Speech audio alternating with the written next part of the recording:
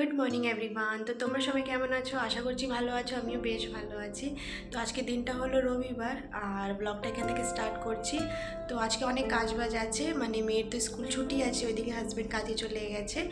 আর এখন আমি সব ব্রেকফাস্ট এইসব বানাবো। তো চলো কি কি করি আজকে দিনটা সব কিছু শেয়ার করবো।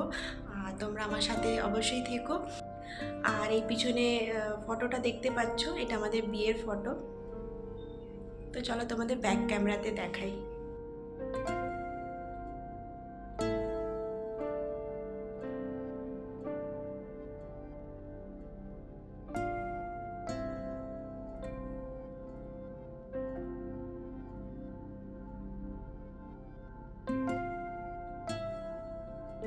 তো যাই হোক, এখন দেখো চলে এসেছি কিচেনে।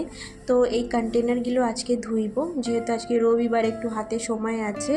তো এই কন্টেনারগুলো ধুয়ে নেব। তো তার আগে আমি ব্রেকফাস্ট বানাবো। তো মেয়ের দিকে ঘুমাচ্ছে, তো তার আগে আমি ব্রেকফাস্ট বানিয়ে নেব। না তো ও ঘুম থেকে উঠে পড়লে না আমার কিচেনে এসে মানে ওই রুটি বানাবো, তো এইসব মানে হাত উত দেবে। তো অনেকটাই কাজ দেরি হয়ে যাবে আর কাজও বেড়ে যায় ওতে। তো যাই হোক, তার আগে আমি রুটি বানাবো।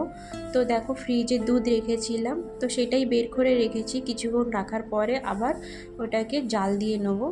আর গতকালে যে রুটি বানিয়েছিলাম, তো কিছু রুটির মানে আটা রয়ে গেছিলো, তো সেটাই বের করে রাখলাম। আর এখন দেখো রুটিটা বানিয়ে নেবো।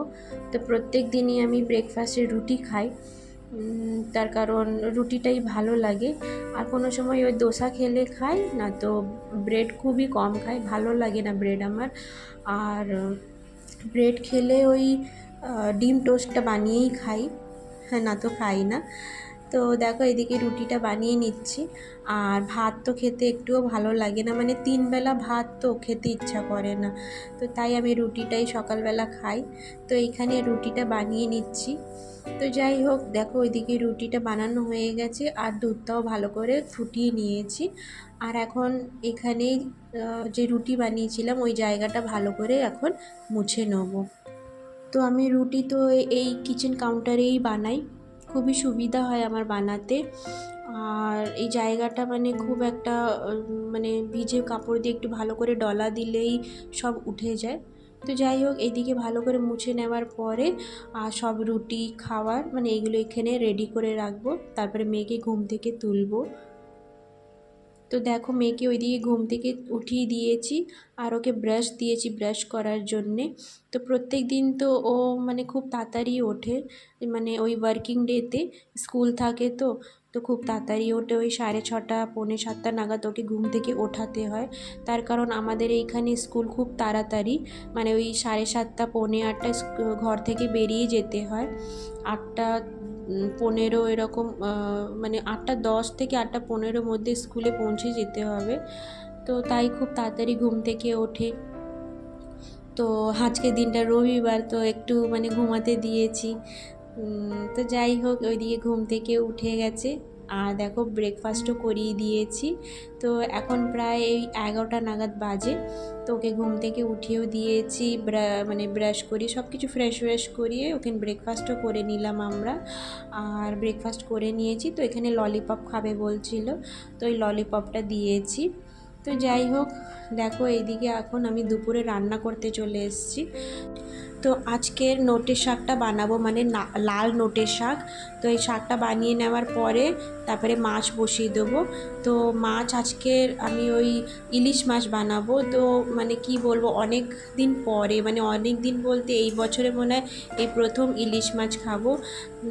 তো আজকে রবিবার, কোনো রকমের চিকেন এসব কিছু হবে না, ইলিশ মাছ নিয়ে এসেছিলো হাজব্যান্ড। তো ইলিশ মাছটাই বানাবো, ওই সর্ষে বাটা দিয়েই করব। আর ওইদিকে ভাতটাও দেখো বসিয়ে দিয়েছি। তো যাই হোক, সর্ষের ইলিশ মাছের জন্য দেখো মশলা কী কী নিচ্ছি, যা মানে যেরকম সবাই নেয় সেইভাবেই নিলাম। সাদা সর্ষে নিয়েছি, কালো সর্ষে নিয়েছি, আর 3টে লঙ্কা নিয়েছি। ওই যে ছোট লঙ্কা দেখলে ওইটা খুবই ঝাল, তো তাই আমি খুব কম লঙ্কা দিয়েছি, আর আমরা খুব একটা ঝাল খেতে পারি না।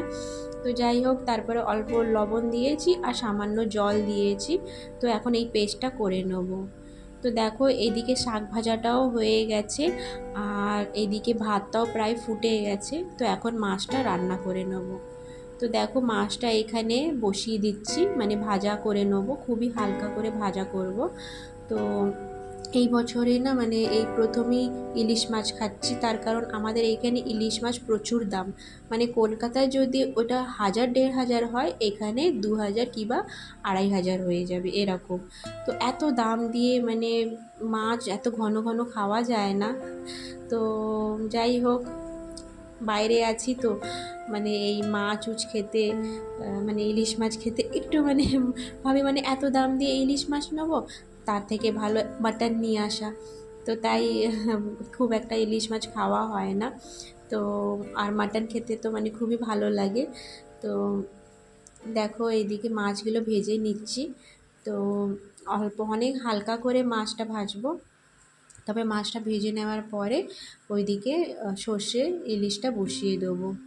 তো যখন শ্বশুরবাড়ি গিয়েছিলাম আমরা, খুবই মানে মাছ খাওয়া মানে কি বলবো, মানে নিজের পুকুরের মাছ তো খেতে খেতে মানে একঘেয়েমি লেগে যায় এরকম। কিন্তু এইখানে তো মাছ কিনে খেতে হয়, আর খুব একটা মানে কি বলবো ফ্রেশ মানে থাকে, তাও ওই আইসিংয়ে রাখা হয়। কিন্তু কলকাতায় নিজের পুকুরের মাছ বলতে মানে আলাদাই টেস্ট। তো যখন মাঝে মাঝে ভাবি যে এত দাম দিয়ে আমরা মাছ কিনে খাচ্ছি, নিজের বাড়িতে থাকলে নিজের পুকুরের মাছই খাওয়া হতো। তো মাঝে মাঝে তো আমার মানে শাশুড়ি মা কিংবা শ্বশুরমশাই ফোন করে মানে বলে যে বাড়ি আসো, কত মাছ আছে, ওখানে মাছ কিনে খাচ্ছ, এইসব মানে আমাদের বলে। তো কি করা যাবে, বাইরে আছি ওই কিনে খাই। আর সমুদ্রে মাছ তো খুব একটা কেনা হয় না, তার কারণ হাজব্যান্ড একটুও পছন্দ করে না। তো মানে খেলেও ওই ছোটো মাছ খাবে, মায়া মাছ কিংবা তারনি মাছ, এই ছোটো মাছগুলোই খাবে, না তো বড় মাছ খেতেই চায় না। তার কারণে আমাদের সমুদ্রের মাছ খুব একটা খাওয়া হয় না। মাঝে মাঝে ওই মেয়ের জন্যে নিই, মানে ওই বড় মাছ নেওয়া বলতে ও কাঁটা থাকে না ওতে, তাই মেয়ের জন্য নেওয়া হয়।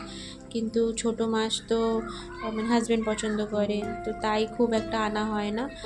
তো মানে বাজার দিয়ে ওই মিষ্টি জলের মাছই নেওয়া হয়।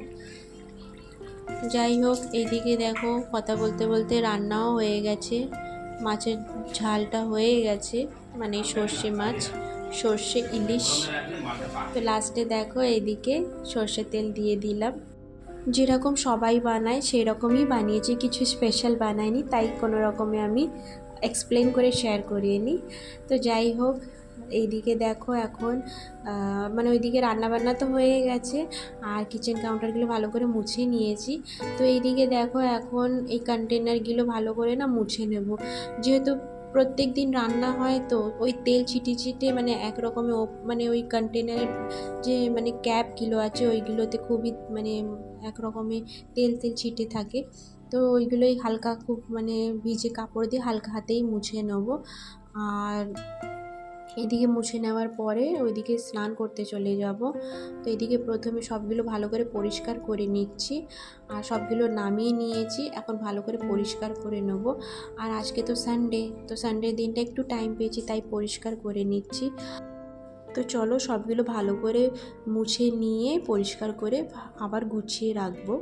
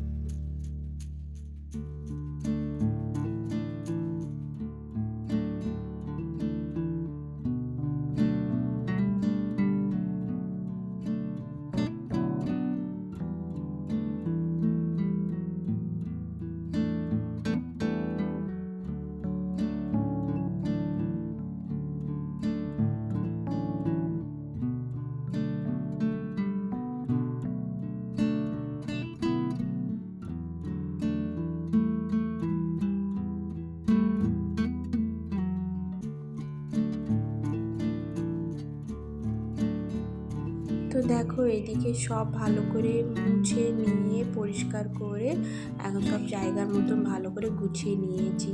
আর এই কন্টেনারগুলো তো খুবই মানে বড় ছোট সব রকম আছে। তো এখন অনলাইনে খুব সুন্দর সুন্দর কন্টেনার পাওয়া যায়। তো ভাবছি যে ওইগুলো নেবো, নিলে একটু দেখতে ভালো লাগবে রাখলে। তো যাই হোক, যাই নেবো কেন তোমাদের সাথে অবশ্যই শেয়ার করব। আর দেখো তারপরে স্নান করে নিয়েছি, স্নান করে সোজা দেখো পুজো দিয়ে দিয়েছি এইখানে। তো আমার ছোট্ট সিংহাসন ঠাকুরের কেমন লেগেছে অবশ্যই আমাকে কমেন্টে জানিও। তো এখন দেখো পুজোটা দিয়ে দিয়েছি, তারপরে ওইদিকে মেয়েকে স্নান করিয়ে খাওয়া দাওয়া করব। তো চলো পরে দেখা করছি আবার।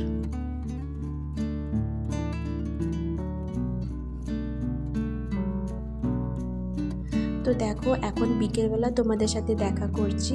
তো এইখানে দেখো হাজব্যান্ড আইস নিয়ে এসেছিলো। তো মেয়ে খুবই একটু বায়না করছিল যে আইস খাবে আইস খাবে, মানে বিকেল হলে তো একটু কিছু না কিছু একটু আবদার করে। তো হাজব্যান্ড আজকে আইস নিয়ে এসেছিলো। তো আমি ফোন করে বলেছিলাম যে আসার সময় আইস নিয়ে আসবে। তো আইস নিয়ে এসেছিলো। তো এখন মেয়েকে আর ভাইজিকে দিয়ে দেবো। তো দুজনে আইস খাবে, আর ওইদিকে সন্ধ্যাবেলা তো আমি চা খাবো, মানে আমি আর হাজব্যান্ড চা খাবো, আর বাচ্চা দুজনে আইস খাবে। তো যাই হোক ওদের আইস দিয়ে দিচ্ছি, তারপরে আমরা চা খেয়ে নেবো।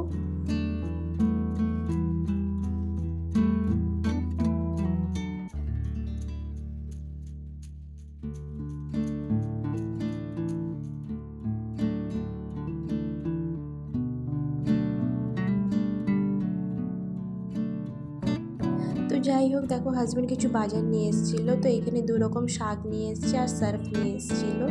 তো যাই হোক ব্লগটা আমি এই পর্যন্ত রাখছি, আশা করছি ভালো লেগে থাকবে। যদি একটু ভালো লেগে থাকে লাইক করে দিয়ে চ্যানেলটিকে সাবস্ক্রাইব করে নিও। দেখা হচ্ছে নেক্সট ব্লগে, টাটা।